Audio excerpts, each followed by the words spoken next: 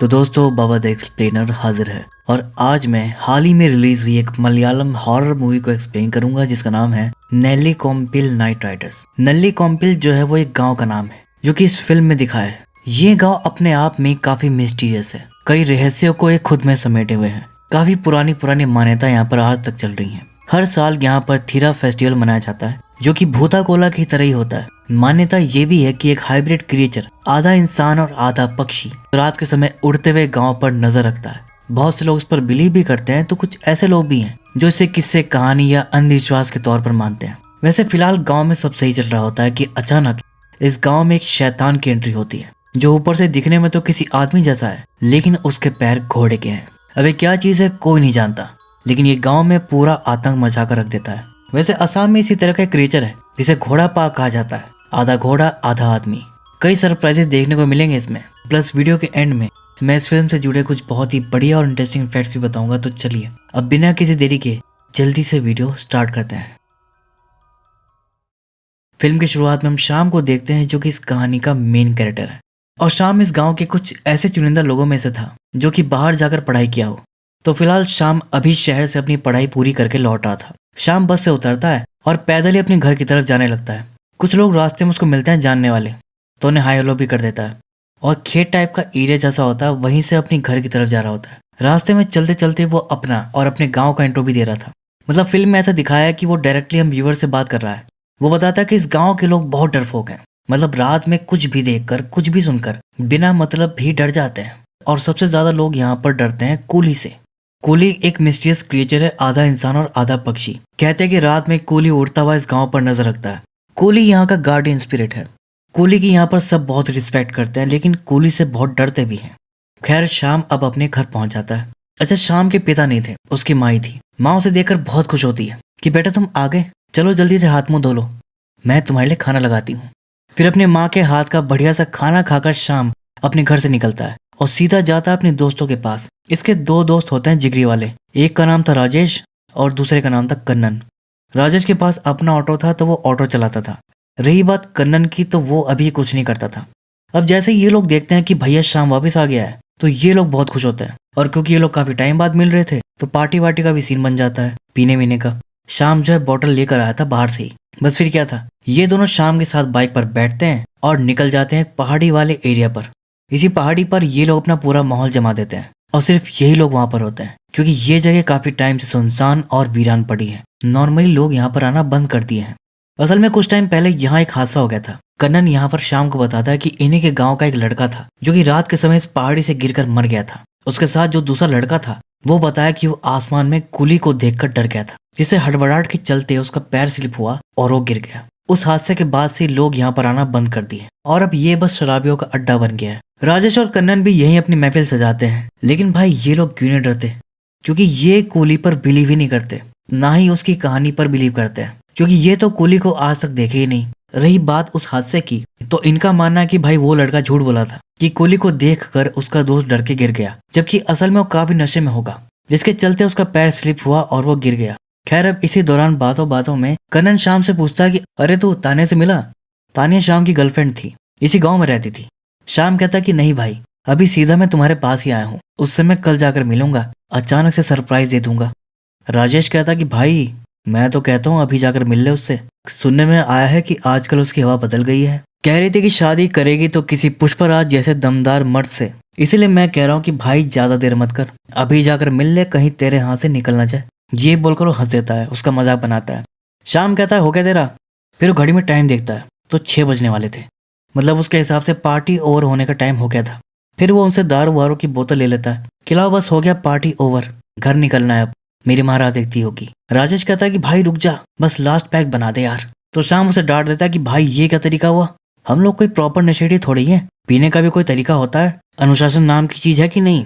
ये बोलकर वो उनसे अपनी बोतल ले लिया और भाई चला गया। अब ये लोग भी वहां रुककर क्या करते, फिर ये भी चल दिए। शाम के ऐसे अचानक बीच में जाने से इनका भी थोड़ा मूड ऑफ हो गया। ग्लास में बची दारू भी खत्म किए बिना ही चल दिए।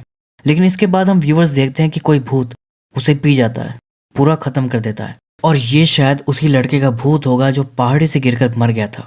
खैर दूसरी तरफ हम शाम को देखते हैं जो कि अपने घर पहुंच गया था बिल्कुल टाइम से, जैसा कि वो बता रहा था कि वो बहुत अनुशासित है, सब काम टाइम से करता है। खैर यहाँ पर उसकी माँ बताती है कि गांव में कल से थीरा फेस्टिवल शुरू हो गया है, तुम भी जाकर देख लो। लेकिन शाम मना कर देता है, कहता है कि मुझे इंटरेस्ट नहीं है।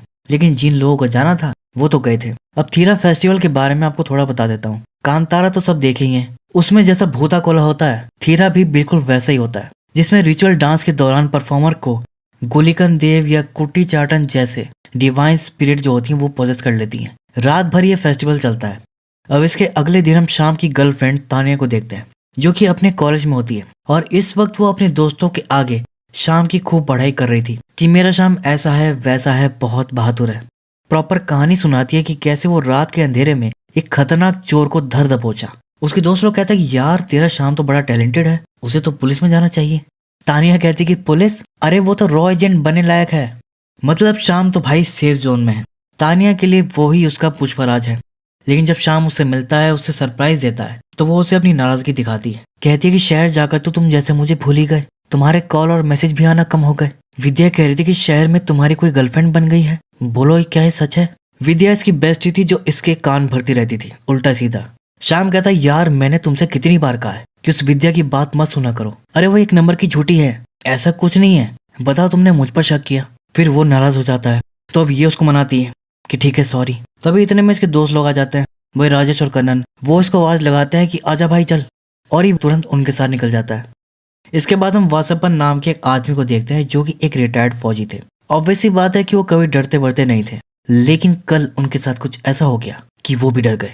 कहते कि मैंने अपनी पूरी लाइफ में आज तक ऐसा कुछ भयानक एक्सपीरियंस नहीं किया, और सबको उस डरावनी घटना के बारे में बताते हैं जो कल ही इनके साथ घटी थी। हुआ था कि ये रात को जंगल की तरफ से गुजर रहे थे, तभी कुछ तो आवाजें सुनाई दी।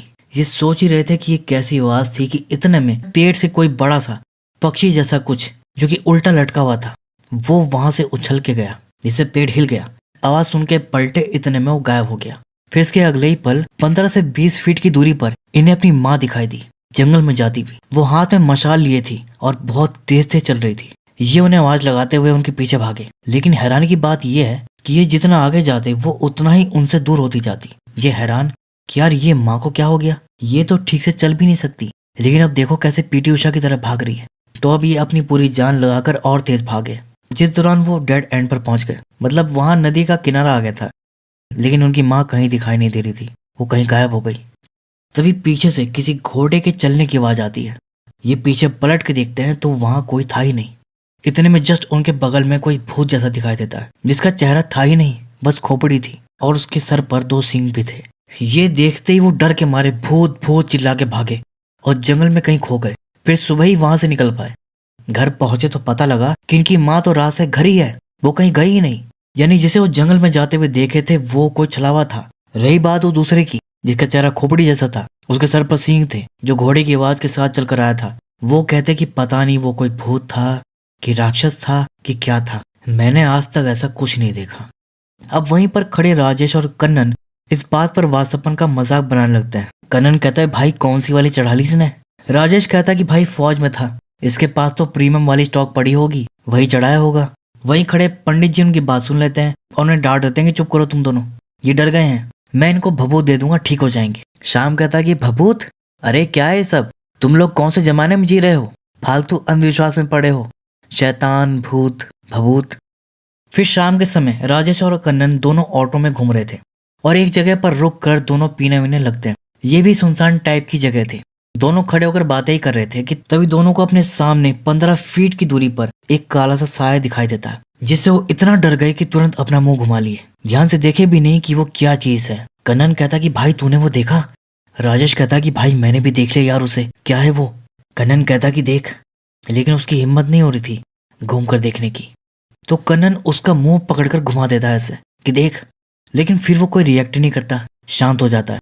कन्नन भी देखता है कि अरे वहां तो कोई है ही नहीं, मतलब वो जो भी था अब तक जा चुका था।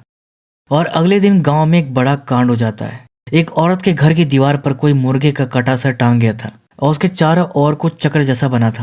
देखने से पता लग रहा था कि कोई काला जादू किया है। सब काफी शौक में थे क्योंकि गांव में इस तरह की चीजें आज तक कभी नहीं हुई थी। पंडित जी का कहना था कि ये सब अच्छा संकेत नहीं है, गांव में कोई बड़ी विपदा आने वाली है। सभी लोग वहां पर इकट्ठा थे, शाम लोग भी। तभी पीछे से तानिया उसे बुलाने लगती है, तो फिर वो वहां से अलग हटकर उससे बात करने जाता है। तानिया पूछती कि वो सब वहां पर क्या चल रहा है। शाम कहता है अरे कुछ नहीं, पागल हो गए हैं सब।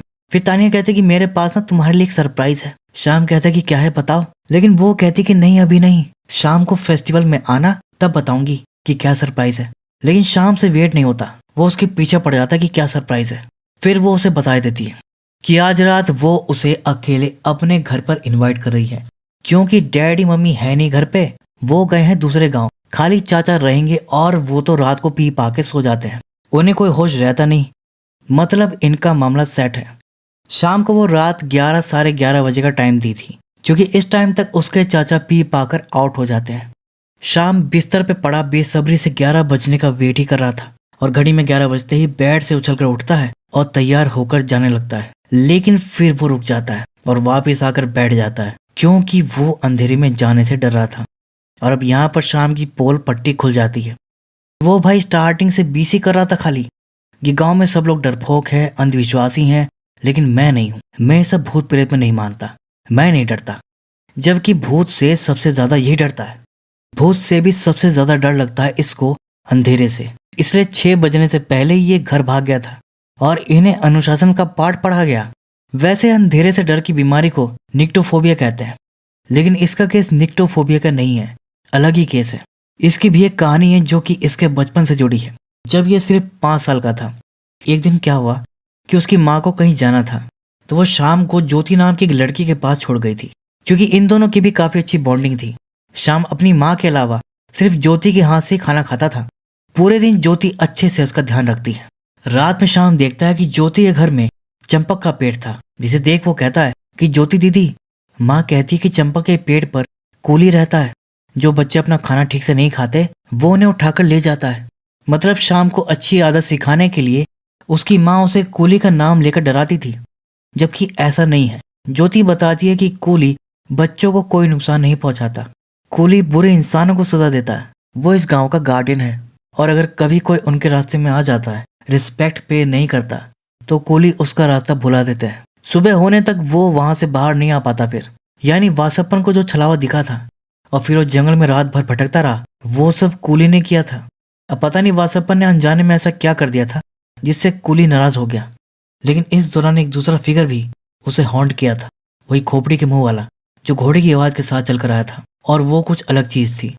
अच्छा, ज्योति के ना यहाँ कुछ दिनों में शादी होने वाली थी, तो शाम कहता कि दीदी आप तो शादी करके चली जाओगी, फिर मेरी माँ की गैर मौजूदगी में कौन मुझे ऐसे खाना खिलाएगा इतने प्यार से। तो ज्योति कहती कि श्यामा, वो उसे प्यार से श्यामा बुलाती थी, कहती कि श्यामा मैं जहां भी रहूं तुम्हें खाना खिलाने आ ही जाऊंगी, ये वो उसको प्रॉमिस करती है। फिर अगले दिन क्या होता है कि ज्योति उसे खाना खिला रही थी, लेकिन ये इधर उधर भाग रहा था, मस्ती कर रहा था, ऐसे ही खेल रहा था, और ज्योति हाथ में निवाला लिए उसके पीछे पीछे भाग रही थी कि बस शाम ये आखिरी निवाला खा ले। तभी शाम देखता है कि उसकी माँ आ गई, तो वो माँ माँ करके भाग जाता है और ज्योति इधर हाथ में निवाला लिए रह जाती है।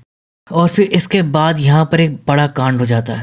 शाम की माँ उसे लेकर जब ज्योति के घर की तरफ जाती है, तो पता चलता है कि ज्योति ने आत्मदाह कर लिया था, मतलब वो खुद को आग लगा ली थी। शाम और उसकी माँ दोनों शौक थे कि वो एकदम से अचानक ऐसा कदम क्यों उठा ली, जबकि कुछ ही दिनों में उसकी शादी होने वाली थी। खैर अभी तो इस बात का खुलासा नहीं होता कि उसने ऐसा क्यों किया, लेकिन जैसा कि ज्योति ने शाम को प्रॉमिस किया था कि वो जहाँ कहीं भी चली जाए उसे खाना खिलाने आ ही जाएगी, तो अब शाम को ना ज्योति का भूत खाना खिलाने आता है। अब वो जलकर मरी थी ना, तो उसका चेहरा जला हुआ होता है, साथ में डरावनी और भूतिया हंसी। कौन नहीं डर जाएगा। और जब बिल्कुल अंधेरा होता है वो तभी आती है, तभी शाम को दिखती है, इसीलिए वो अंधेरे से भी डरता है, अवॉइड करता है। 6 बजे के बाद वो घर में ही रहता है, लेकिन अब अचानक पावर कट होने की वजह से और उसके टॉर्च की बैटरी खत्म होने से चारों तरफ अंधेरा छा जाता है और ज्योति का भूत आ जाता है उसे खाना खिलाने, जिससे वो बहुत डर जाता है। खतरनाक तरह से हंसते हुए वो उसका नाम बार बार पुकार रही थी, श्यामा आजा, ले खा ले। लेकिन ये भाई पलटकर भी नहीं दिख रहा था, ये तो बेड पर पड़ा था दुबक के। तभी कुछ ही मिनटों में लाइट वापस आ जाती है और इसी के साथ ज्योति का भूत जो है वो तुरंत गायब हो जाता है और तब उसकी जान में जान आती है। तो यह है शाम का वो सीक्रेट जिसे वो सबसे छिपा रखा है। तानिया को भी धोखे में रखा है। वो बेचारी सोचती कि मेरा शाम तो बड़ा डेयरिंग बाज है, पुष्पराज की तरह है। मतलब वो जो सबको कहानी सुना रही थी कि शाम रात में कैसे खतरनाक चोर को पकड़ा था वो झूठी कहानी थी जो कि यही उसको सुनाया होगा, और ये बेचारी मान भी ली। ये सोचती है कि वो रॉ एजेंट बनने लायक है, जबकि ये तो चौकीदार बनने लायक भी नहीं है। खैर दूसरी तरफ हम शाम के चाचा को देखते हैं। वो काफी पी पाकर अपने घर आते हैं, काफी नशे में थे, भयंकर वाले। तभी वहां पर उन्हें कोई आदमी खड़ा दिखाई देता है, तो वो उससे बात करने लगते हैं नशे में। फिर वो जब नीचे बैठकर बीड़ी जलाए तो उसके पैर को देखकर उनकी हालत खराब हो गई, क्योंकि वो घोड़े के पैर थे। ये सिर उठाकर देखे तो कोई काला सा फिगर था, इंसानों की तरह दो पैर पर ही खड़ा था, लेकिन उसके पैर घोड़े जैसे थे। ये जोर से चिल्लाया कि घोड़े के पैर वाला शैतान, और वहीं बेहोश हो गए। फिर सुबह जब उनको होश आया तो वो सबको बता दिए कि वासप्पन की बात सही है, गांव में सच में कोई शैतान घूम रहा है, जो ऊपर से तो आदमी जैसा है लेकिन नीचे से उसके पैर घोड़े के हैं। अब बात निकली है तो फिर कुछ और लोग सामने आकर बताने लगते हैं जो पहले हिचकिचा रहे थे कि भाई हमारे साथ भी कुछ ऐसा ही हुआ है। कुंजुनी नाम का आदमी बताता है कि एक बार क्या हुआ कि वो जो वही पहाड़ी थी ना वीरान, वहीं पर ये पीने के लिए गया था। उस टाइम अकेला ही था। तब वहां पर उसने भी कुछ इसी टाइप का कुछ देखा था। एक काली सी आकृति थी, ऊपर से तो आदमी जैसा था लेकिन नीचे से उसके पैर घोड़े जैसे थे। घोड़े की तरह छलांग लगाकर वो उसके सामने से गया था। राजेश और कन्नन भी उस रात उसी को देखे थे, लेकिन उसके पैर नोटिस नहीं किए थे। डर के मारे वो पहले ही मुंह घुमा लिए, और जब पलटे तब तक वो जा चुका था। लेकिन कुछ दूसरे लोग जो उसको देखे थे वो यही सब बताते हैं कि उसके पैर घोड़े जैसे हैं, काली सी उसकी आकृति है, खोपड़ी जैसा चेहरा है, और बहुत लंबी लंबी छलांग मार देता है। मतलब 10-15 फीट कूद जाता है, अंधेरे में आता है और अंधेरे में ही गायब हो जाता है। लोगों ने उसको नाम दे दिया काला घोड़ा, क्योंकि उसके घोड़े जैसे पैर थे और काले रंग का दिखता था। अच्छा, ये सब आपको मंकी मैन की याद नहीं दिला रहा? जब 2001 के आसपास दिल्ली में भी मंकी मैन जैसा एक मिस्टीरियस फिगर लोगों को हॉन्ट कर रहा था। उसके बारे में भी लोग यही बताते थे कि वो आधा जानवर है आधा इंसान है। वो भी ऐसी लंबी लंबी छलांग लगा देता था, 10-15 फीट तक कूद जाता था, अंधेरे में गायब हो जाता था। वो भी काला सा था, रात में ही आता था, इसलिए लोगों ने उसका नाम दिया था काला बंदर। जैसे यहाँ पर लोगों ने इसको नाम दे दिया है काला घोड़ा। रही बात शाम की, तो उसका तो आपको पता चल ही चुका है कि वो भूत से कितना डरता है, जिसकी वजह से वो रात में ताने से मिलने नहीं जा पा रहा। और अब गांव में लोग काले घोड़े की बातें कर रहे हैं। अब तो और डर गया। अब तो उसकी और हिम्मत नहीं होने वाली रात में निकलने की, और वो जाता भी नहीं। अब वो नहीं आया तो तानिया उससे गुस्सा हो गई। उसे लगता है कि इसका सच में कहीं बाहर चक्कर है, इसका दिल किसी और से लग गया है और मुझ में इंटरेस्ट नहीं है। लेकिन शाम उससे कहता है कि ऐसा नहीं है, तुम गलत समझ रही हो। और जैसे तैसे उसे झूठ बोलकर बहाना बना दिया कि उसकी फैमिली में किसी के साथ कुछ हो गया, तो रात में उसे वहां रुकना पड़ा, इसलिए नहीं आ पाया। और तानिया कन्विंस भी हो गई और उसे दोबारा मौका भी दे दिया। शाम बोल भी दिया कि आज मैं पक्का आ जाऊंगा। दूसरी तरफ गांव के कुछ बहादुर लोग रात में काले घोड़े की सच्चाई जाने निकलते हैं कि हम भी तो देखें कि गांव में ये कौन शैतान आ गया है, कौन है ये काला घोड़ा। तभी अचानक से काला घोड़ा एक आदमी को दिखाई देता है, पेड़ से उल्टा लटका हुआ, बेताल जैसा। वो उसे हॉन्ट करता है और फिर बाकी सबको भी हॉन्ट करने लगता है, उन पर अटैक भी कर देता है, चोटिल कर देता है। इन लोगों का तो पहली बार काले घोड़े से सामना हुआ था। ये लोग समझ जाते हैं कि भाई ये तो कुछ अलग ही टाइप की बला है। ये लोग उसे डर जाते हैं और जान बचाकर कैसे भी वहां से निकल जाते हैं, भाग जाते हैं। रही बात शाम की, तो वो तो अभी घर पर ही था। तानिया उसको बुलाई थी आज भी, लेकिन ये जाए कैसे, क्योंकि अंधेरे में वैसे ही उसको ज्योति का भूत दिखता है। और अब तो उसे काले घोड़े का भी डर था, इसकी हिम्मत नहीं होती और ये आज भी नहीं जाता। अगले दिन जिस आदमी का काला घोड़े से सामना हुआ था वो भी सबको बता देता है कि वो सच में है, मैंने भी उसको देखा है और वो कोई शैतान ही है। दूसरी तरफ तानिया शाम से फिर गुस्सा हो गई थी कि मैं मौका निकालकर इसको बुलाती हूँ और ये कहकर भी नहीं आता। तभी विद्या कहती कि मुझे तो लगता है कि वो डरपोक है, लगता है वो भी काले घोड़े से डर गया है, इसीलिए रात में नहीं आ रहा। वैसे ही बिल्कुल सही गैस की थी, लेकिन तानिया को शाम पर पूरा भरोसा था। कहती कि नहीं, मेरा शाम डरपोक नहीं है। फिर वो कॉलेज से निकलती है तो बाहर शाम उसका वेट कर रहा था, उसे फिर से मनाने के लिए। लेकिन वो तो उससे बहुत नाराज थी, वो उसकी नहीं सुनती, इग्नोर मारते हुए सीधा अपने ऑटो में बैठती है और अपने घर निकल जाती है। तो अब शाम क्या करता है, सीधा जाता है अपने दोस्तों के पास और उनको सब कुछ बोल देता है। इसकी सच्चाई जो कुछ भी है सब कुछ बता देता है। जिस पर राजेश ने उसको एक आइडिया देता है कि एक काम करियो, 6 बजे जब दिन छुपने वाला होगा उससे पहले ही तानिया के घर के बाहर जो वुड शेड है उसमें जाकर छुप जाइयो। इमरजेंसी के लिए साथ में एक टॉर्च रख लियो और जैसे ही सही टाइम आएगा तो शेड से निकलकर जैसे तैसे भागकर बस उसके घर के अंदर चला जाइयो। शाम को आइडिया काफी सही लगता है, फिर वो ऐसे ही करता है। अंधेरा होने से पहले ही वो शेड में जाकर छुप जाता है। साथ में इमरजेंसी के लिए टॉर्च भी रखा था। शेड के अंदर वैसे एक बल्ब भी जल रहा था, इसलिए अभी तक तो शाम को कोई दिक्कत नहीं आती। तभी 11 बज जाते हैं। शाम रेडी था, वो बस निकलने ही वाला था कि तभी इतने में जो है लाइट चली जाती है। वो जो एक बल्ब जल रहा था वो बंद हो जाता है और बस फिर क्या था, ज्योति का भूत तुरंत उसके सामने आ जाता है। वैसे डर के मारे वहीं गिर पड़ता है, टॉर्च वॉच भी गिरा देता है। खैर वो जैसे तैसे खुद को संभाल कर टॉर्च उठाकर खड़ा होता है और सीधा ज्योति के सामने मार देता है। लाइट लगते ही वो चली जाती है। अभी वो पैनिक स्टेट से ठीक से बाहर भी नहीं आया था कि तभी छत के ऊपर से किसी के चलने की आवाज आने लगती है। वो सोचता है कि यार ये कौन है ऊपर छत पे चल रहा है ऐसे। तभी छत से ना काला घोड़ा कूद कर उसके सामने आता है। एकदम से उसे देखकर शाम इतना डर जाता है कि वहीं गिरकर बेहोश हो जाता है। अंदर घर में तानिया शाम का वेट कर रही थी। तभी उसके दरवाजे पर दस्तक होती है। तानिया को लगता है कि शाम आ गया। वो खुश होकर एकदम से दरवाजे की तरफ भागने लगती है, लेकिन फिर रुक जाती है। पहले वो जाकर अपने चाचा को चेक करती है, देखती है कि वो पी पाकर सोए पड़े हैं। ये कहती है चलो सही है। फिर वो जाकर दरवाजा खोलती है तो क्या देखती है कि बाहर कोई है ही नहीं। वो कहती कि अरे यहाँ तो कोई भी नहीं है, दरवाजे पर नॉक कौन किया। शाम देखो, अगर ये तुम हो ना, बाहर आ जाओ, मजाक मत करो। लेकिन कहीं से कोई रिप्लाई नहीं आता, क्योंकि दरवाजा तो शाम ने खटखटाया ही नहीं था। वो तो अंदर शेड में बेहोश पड़ा था। ये काम था काले घोड़े का, जो इस वक्त पेड़ पर खड़ा तानिया को ही देख रहा था। तानिया इससे बेखबर थी। फिर वो दरवाजा बंद करके अंदर घर में चली गई। तब ये सीधा पेड़ से कूदा नीचे।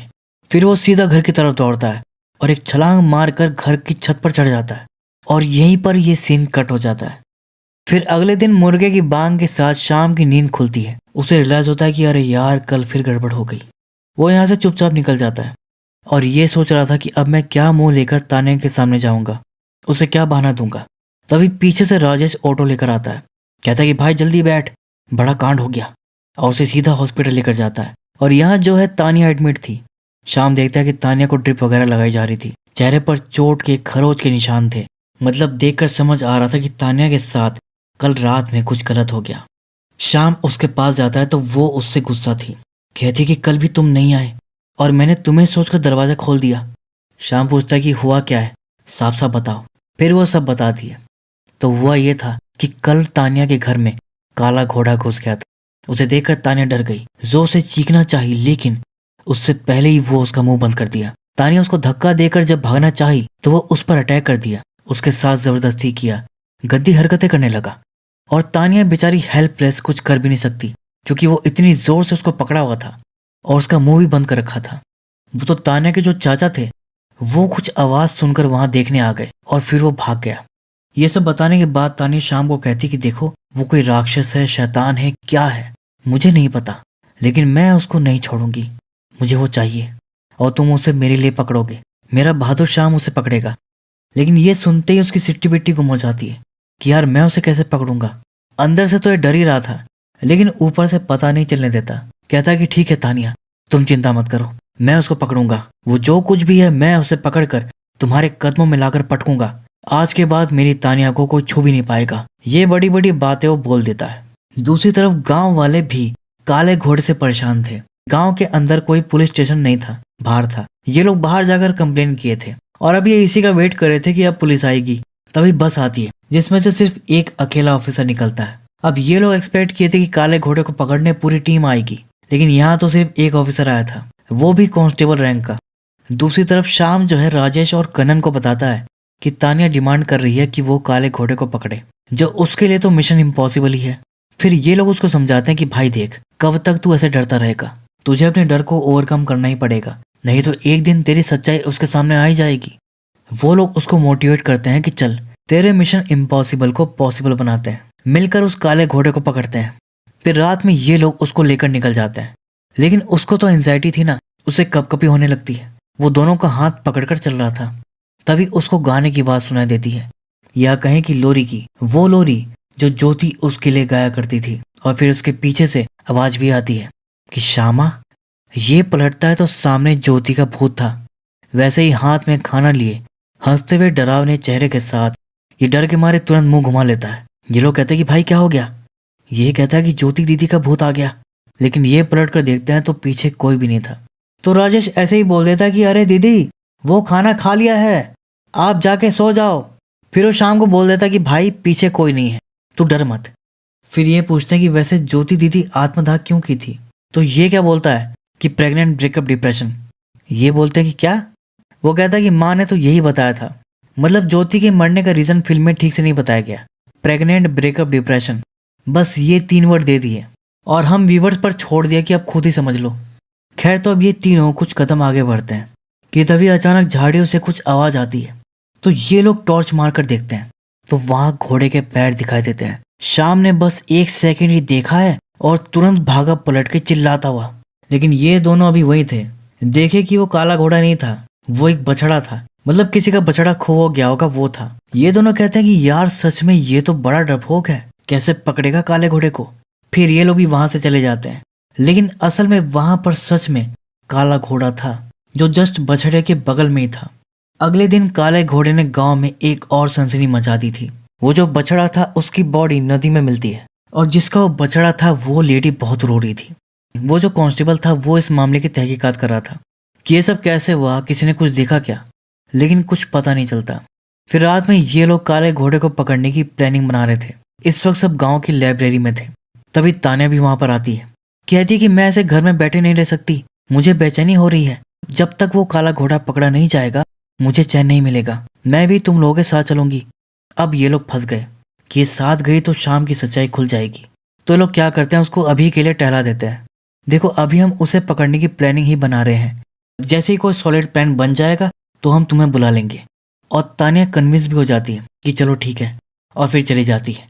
अब उसके जाते ही ये लोग बातें करने लगते हैं कि अब क्या करें। ये साथ में आ गई तो शाम का भांडा फूट जाएगा। तभी शाम को एक बात ध्यान आती है और वो बताता है कि तानिया को भी नाइट ट्रॉमा है। इतना एक्सट्रीम नहीं जितना मुझे है, लेकिन थोड़ा बहुत तो है उसको। इसी से उसके दिमाग में एक प्लान आता है और फिर वो क्या करते हैं कि ऑटो में पूरी लाइट वाइट लगा लेते हैं। फिर जाते हैं तानिया के घर पर, उसे भी साथ में ले लेते हैं। और वो लोग ऐसा दिखाते हैं कि क्योंकि तानिया को नाइट ट्रॉमा है उसके लिए ये लोग जो है पूरा सेटअप लगाए हैं, जबकि ये सेटअप था शाम के लिए। फिर ये चारों जने जो है निकल जाते हैं काले घोड़े को पकड़ने। रास्ते में इन्हें वही पुलिस वाला दिख जाता है जो वहां पर पेट्रोलिंग कर रहा था। उसे देखकर ये लोग रुक जाते हैं, उससे बात करते हैं कि काला घोड़ा दिखा क्या। वो कहता है कि अभी तक तो नहीं। फिर वो वहीं पर टहल रहे थे। राजेश थोड़ा आगे खड़ा था कि तभी एकदम से काला घोड़ा लंबी सी छलांग मारकर उसके सामने से गया। ये चौंक गया, ये चिल्लाए पीछे से काला घोड़ा। फिर वो सब भागे उसको पकड़ने। शाम को छोड़कर वो वहीं खड़ा रह जाता है।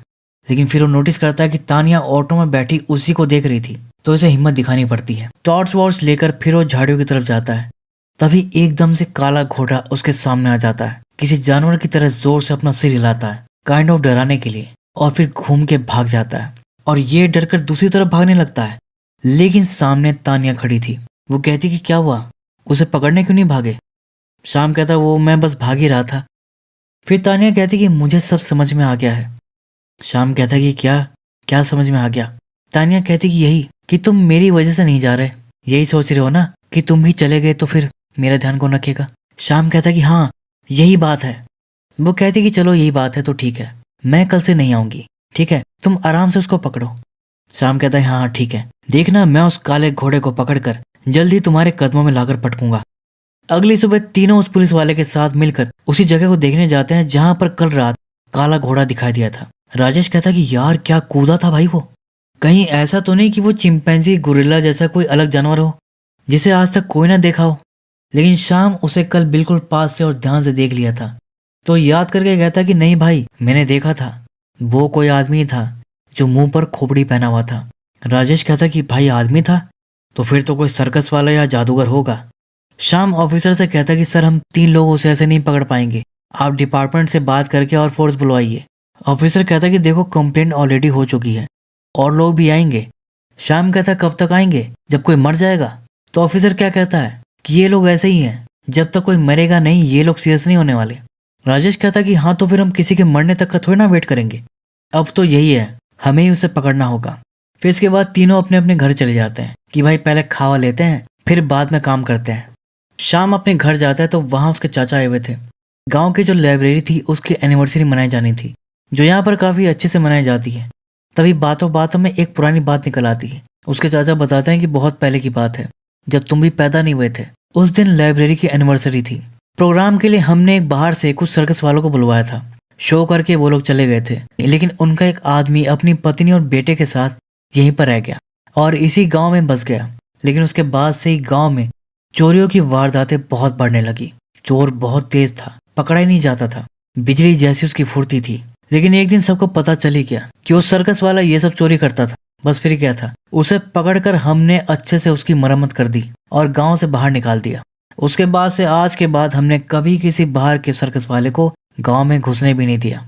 ये कहानी सुनकर शाम के दिमाग में आता है कि साला ये कोई सर्कस वाला तो नहीं जो घोड़े के नकली पैर पहनकर कूदता फिर रहा है। क्योंकि सर्कस में भाई ऐसे ऐसे लोग होते हैं जो कि लंबे लंबे नकली पैरों के साथ भी चल लेते हैं। बस फिर क्या था, शाम सबको लेकर निकल गया गांव के बाहर जहां पर सर्कस वर्कस लगता था। वहां पर ये लोग पता गया कि यहाँ पर कोई है जो एक्रोबैट सीखा हुआ है। तो इन्हें पता चलता है कि हरी नाम का एक आदमी है, वो ये जानता है। ये लोग उसका नाम लिए और वो आ भी गया घोड़े पर। कहता है कि हाँ क्या हुआ, मेरा नाम क्यों लिया। उसे देखते राजेश उसे पकड़ लिया। उसे लगा कि यही काला घोड़ा है। शाम कहता है कि भाई छोड़ दे इसको, ये वो नहीं है, उसकी हाइट तो इससे बहुत कम थी। फिर शाम हरी से पूछता है कि अच्छा आपके अलावा और कोई है जो एक्रोबैट्स जानता हो। हरी बताता है कि हाँ एक था, लेकिन मास्टर उसको निकाल दिए थे। उनका कहना था कि वो सही आदमी नहीं था। ये लोग बोलते हैं कि उस आदमी के बारे में और बताओ। तो हरी बताने लगता है, बचपन से उसकी पूरी कहानी सुनाता है कि एक बार क्या हुआ कि कुछ दुकान वाले उसका मजाक बना दिए थे उसकी कम हाइट की वजह से। तब तो कुछ नहीं बोला, लेकिन जब रात के समय वो 2-3 दुकान वाले साथ में ड्रिंक कर रहे थे तो ये किसी राक्षस की तरह गेटअप लेकर आया और सबको डरा दिया। वो सच में इसको असली राक्षस समझ लिए। एक तो इतना डर गया कि वहीं हार्ट अटैक से खत्म हो गया। बस फिर क्या था, उसके बाद से ही लोगों को डराना उसका शौक बन गया। रात में अक्सर वो ऐसे ही लोगों को डराने लगा। उसके मकान मालिक को जब उसकी हरकतों का पता चला तो उसे घर से निकाल दिया। इसके बाद वो क्या किया कि उसकी बेटी को उठा लिया और उसके साथ गलत काम किया। वो आदमी पूरा साइको है भाई, अंधेरा उसकी ताकत है। रात में वो जो चाहे वो कर सकता है, उसे कोई नहीं पकड़ सकता। ये लोग पूछते कि आपके पास उसकी कोई फोटो वोटो है क्या। अब उसके पास एक पोस्टर था वो जोकर वाले मेकअप के साथ। तो ये लोग उसी की कई कॉपीज बनवाकर गांव में सब जगह चिपका देते हैं, वांटेड लिख के, कि क्या पता कोई पहचान ले इसे। तभी अचानक तानिया शाम से मिलने आती है। शाम उसे वही पोस्टर दिखाता है कि देखो तानिया, यही है वो काला घोड़ा, उसकी फोटो मेरे हाथ लग गई। अब वो ज्यादा दिन मुझसे बच नहीं सकता, जल्दी ही वो तुम्हारे कदमों में होगा। लेकिन तानिया को कोई खुशी नहीं होती, वो तो अपसेट सी लग रही थी। शाम पूछता कि क्या हुआ तानिया, तुम्हें खुशी नहीं हुई। तानिया कहती कि आज सुबह लड़के वाले मुझे देखने आए थे। शाम कहता है अरे इसमें नई बात क्या है, तुम्हारे पिता तो हर 2 हफ्तों में लड़के वाले बुलवाते रहते हैं। तानिया कहती लेकिन मुझे लड़का पसंद आ गया और मैंने हाँ कर दिया। जिस पर शाम हंस देता है कि मजाक करी हो ना। तानिया कहती कि मजाक तो तुमने किया है मेरे साथ, मुझे धोखे में रखा। शाम कहता है कि क्या क्या कह रही हो, मैंने क्या किया। तब वो रिवील करती है कि उसे पता है कि शाम को नाइट फोबिया है, वो डरपोक है और अब तक बहादुर बनने की एक्टिंग कर रहा था। असल में लाइब्रेरी में जब ये लोग तीनों बातें कर रहे थे ना, तो ये बाहर खड़ी उनकी बातें सुन ली थी। इसके बाद भी वो इनके साथ गई और खुद भी देखी कि शाम कैसे रिएक्ट कर रहा था। काले घोड़े के पीछे भागने के बजाय वो उल्टा भाग रहा था और एक्सक्यूज दे रहा था। तानिया का कहना था कि वो शाम पर इतना भरोसा की थी, लेकिन वो उसे अब तक धोखे में रखा, उससे झूठ बोलता रहा। प्यार जैसे रिश्ते की बुनियाद झूठ पर तो नहीं टिकती। इसलिए वो शाम से ये कहने आई थी कि यहीं तक था जो था, मतलब ब्रेकअप। जाते जाते वो उसको धो भी देती है प्रॉपर कि अगले महीने मेरी शादी है। और हाँ, अब कोई काले घोड़े को पकड़ने की जरूरत नहीं है तुम्हें तो डर लगता है ना, इसलिए अब अपने घर में ही रहो सेफ। ये कहकर वो चली जाती है और ये भाई टूट जाता है, रो देता है। फिर वो राजेश और कनन के पास जाता है। वो लोग बोलते हैं और भाई कोई प्लान बनाया उस घोड़े को पकड़ने के लिए। तो ये बता देता है कि तानिया को सब पता चल गया, वो ब्रेकअप कर दी और अब उस घोड़े को पकड़ने का कोई मतलब नहीं है, रहने दो भाई। लेकिन तीर तो कमान से छूट चुका था। ये लोग उसका पोस्टर वोस्टर चिपका दिए थे। काला घोड़ा भड़क गया था और इनसे पर्सनली दुश्मनी ले लिया था। वो दीवार पर इनके लिए एक मैसेज छोड़ देता है, चैलेंज करते हुए कि अब देखना तुम लोगों के साथ क्या क्या बुरा होगा, बस रात होने की देर है। फिर रात में राजेश के घर पर एक हैंडमेड बॉम्ब आकर गिरता है। उसकी माँ और बहन घर में ही थी। वो तो समय रहते वो बॉम्ब देख लिया और उन्हें घर से बाहर ले गया, नहीं तो अनर्थ हो जाता। फिर इसके अगली रात राजेश कन्नन ठेके पर थे।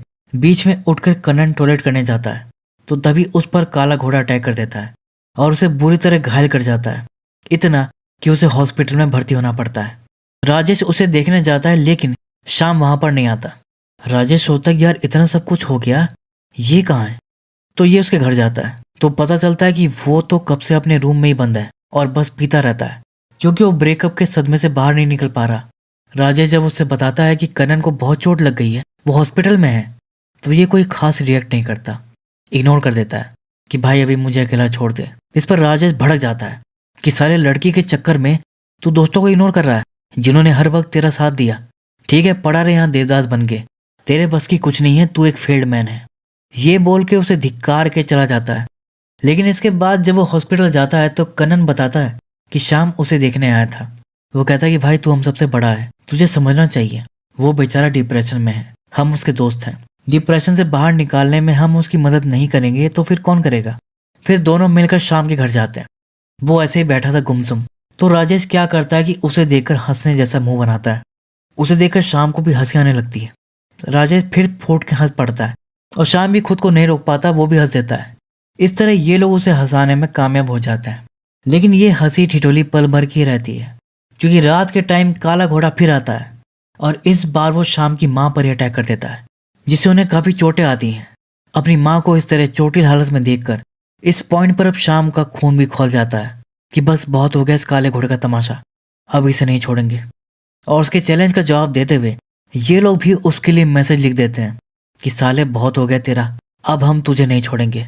लेकिन वो घोड़ा था ना, तो इनसे 2.5 कदम आगे निकलता है। इनके कुछ करने से पहले ही वो अगला अटैक कर देता है और गांव की जो लाइब्रेरी थी उसे आग लगा देता है। वो लाइब्रेरी जो काइंड ऑफ इस गांव की धरोहर थी। हर साल ये इसके एनिवर्सरी सेलिब्रेट करते थे, सब बहुत दुखी होते हैं। मतलब इस बार वो इमोशनल डैमेज दिया था। अब लाइब्रेरी का जलना ये काफी बड़ा इंसिडेंट था, जिसे फाइनली पुलिस अब सीरियसनेस दिखाती है। और अगले दिन वहां पर आता है SI पुष्पाराज, और ये वही है जिससे तान्या की शादी होने वाली है। अब तान्या तो पहले से ही बोल रही थी कि उसे पुष्पाराज जैसा दमदार पति चाहिए। शाम तो फेल निकला, इसलिए ये इसे चुन ली। अब एक तो ये पुलिस में है, ऊपर से नाम ही पुष्पाराज है, तो अब तो शाम का कोई चांस ही नहीं, उसका पत्ता पूरी तरह साफ है। खैर, तो पुष्पाराज बताता है कि मैं पर्सनल रीजन की वजह से यहाँ ट्रांसफर लेकर आया हूँ, क्योंकि इसी गांव की लड़की तान्या मेरी होने वाली पत्नी है, जिस पर उस काले घोड़े ने अटैक भी किया था। वैसे इस तरह का केस पास के दूसरे गांव से भी मुझे मिला था, उधर भी कोई इसी तरह का आतंक मचा रखा था, वो पकड़ा नहीं गया, और अब वही इस गांव में भी आ गया, ये सब कर रहा है, यहाँ पर भी आतंक मचा रहा है। और ये कोई भूत या राक्षस नहीं है, ये कोई आदमी है जो घोड़े का नकली पैर पहनकर ये सब करता है। गांव वाले पूछते हैं कि आखिर ये हमसे चाहता क्या है। पुष्पराज बताता है कि ये कोई साइको है, उसे लोगों को डराने में मजा आता है। वैसे कोई सीरियल किलर होता है, उसे खून करने मजा आता है, वैसे ही इसे लोगों को डराने में मजा मिलता है। मतलब वो जो दीवारों पर ब्लैक मैजिक जैसा कुछ किया था, वो भी यही किया था लोगों को डराने के लिए। पुष्पा कहता कि आप लोग बिल्कुल भी ना डरे, पुलिस उसे जल्दी पकड़ लेगी, ये वो अनाउंस कर देता है। शाम देखता है कि यार ये तो काले घोड़े को पकड़कर तान्या के सामने हीरो बन जाएगा और मैं जीरो। वो निराश होकर वहां से चला जाता है।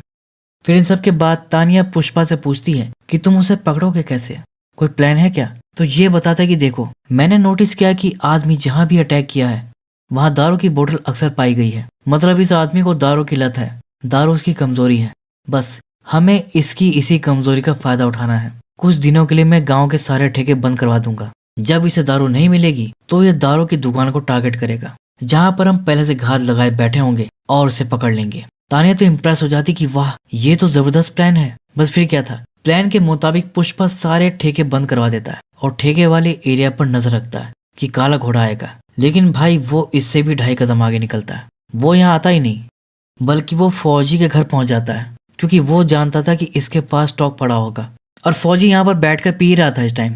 लेकिन यहाँ आकर भी ये घोड़ा फंस गया, क्योंकि शाम, राजेश और कन्नन पहले से यहाँ मौजूद थे इसे पकड़ने के लिए। ये पहले ही अंदाजा लगा लिए थे कि वो यहाँ भी आ सकता है, और ये बिल्कुल सही गैस किए थे। लेकिन ये भाई बहुत तेज और फुर्तीला था, उनकी पकड़ में नहीं आता, भाग जाता है। फिर ये सब उसे पकड़ने भागता है। राजेश और कन्नन तो ऐसे ही भागते हैं, लेकिन शाम को तो अंधेरे की प्रॉब्लम थी ना, तो वो राजेश का लाइट वाला ऑटो लेकर निकलता है।